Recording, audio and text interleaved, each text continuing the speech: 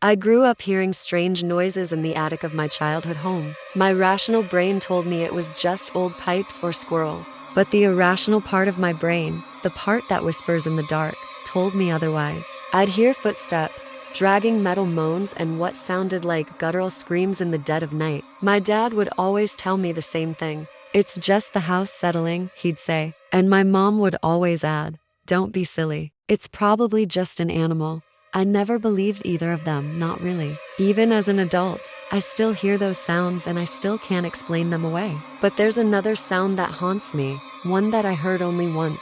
It was a blood-curdling scream, a primal sound of terror that seemed to shake the very foundation of our home. I was about 12 years old at the time, and I remember it vividly. I was in my room one night doing my homework when I heard it. At first, I thought it was coming from downstairs, but then it happened again and I realized it was right above me in the attic. Whatever made that sound wasn't just big, it was huge. Something heavy thudded to the floor up there, followed by a long drawn-out moan. I remember my heart racing, my hands shaking. I wanted to tell my parents, but I knew they'd just dismiss it as a branch or something. So I lay in my bed trying to calm myself down, pretending to study while listening intently to the attic. There were more heavy thuds followed by what sounded like heavy breathing, then silence.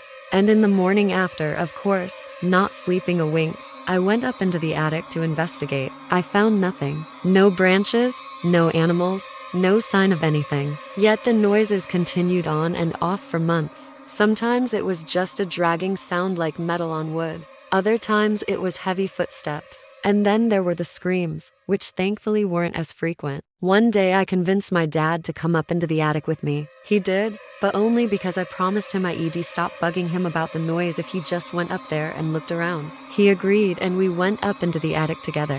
He shone a flashlight around while I followed behind him, my eyes scanning the rafters and beams. The attic was dusty and filled with cobwebs. There were old suitcases stacked in one corner and a moth-eaten rug in the center. My dad finally stopped and switched off his flashlight. "See, there's nothing up here," he said. "You were imagining things."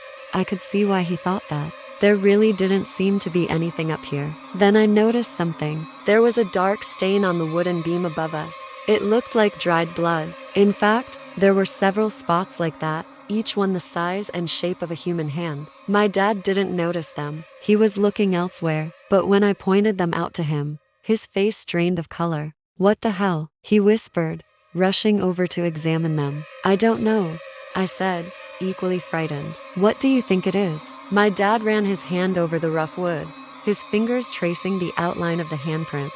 "I don't want to know," he said, his voice shaking. We didn't stick around to find out. We ran out of the attic and didn't go back up there for years. Even now, decades later, those blood handprints still haunt my nightmares. I've tried to convince myself that they're just some kind of trick of the light, but I know deep down that's not true. And sometimes when the moon is full and the wind is just right, I swear I can hear the dragging sound in the attic, just above my head. Or maybe it's all in my head. Maybe it's just the house settling. Thanks for watching. If you enjoyed this story, please hit the thumbs up button below to let me know. You can also click here to watch another horror story.